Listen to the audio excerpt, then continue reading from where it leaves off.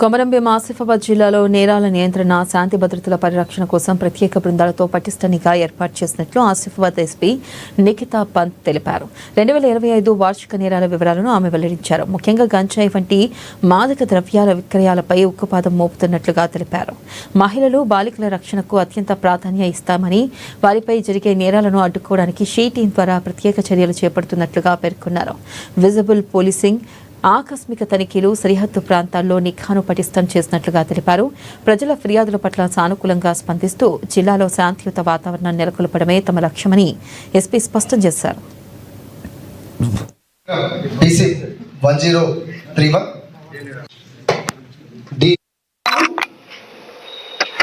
First grievance day ప్రతి Monday మనము specific గా గ్రీవెన్స్ డే పెడుతున్నాము.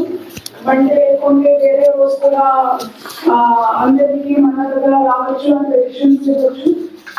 ఇప్పటి వరకు ఈ ఇయర్లో 232 పెటిషన్స్ వచ్చినాయి. అందులో 220 పెటిషన్స్ ఆల్రెడీ డిస్పోజ్ అయినాయి.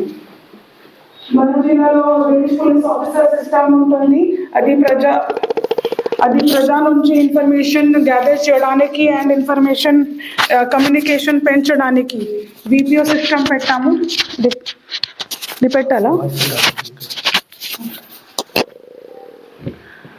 విపిఓ సిస్టమ్ పెట్టాము. జిల్లాలో 278 విపిఓస్ విలేజ్ పోలీస్ ఆఫీసర్స్ ఉన్నారు. ఒక విపిఓ దగ్గర 3 to 4 విలేజెస్ ఉన్నాయి. వీరు ఇప్పటికే 862 వరకు విలేజెస్ విజిట్ చేశారు.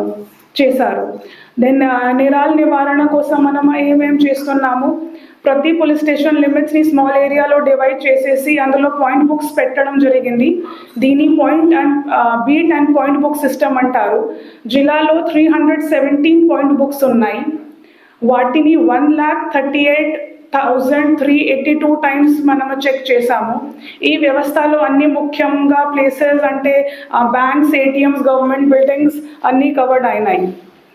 జిల్లాలో పెట్రోల్ కార్ కూడా ఉన్నాయి. అందులో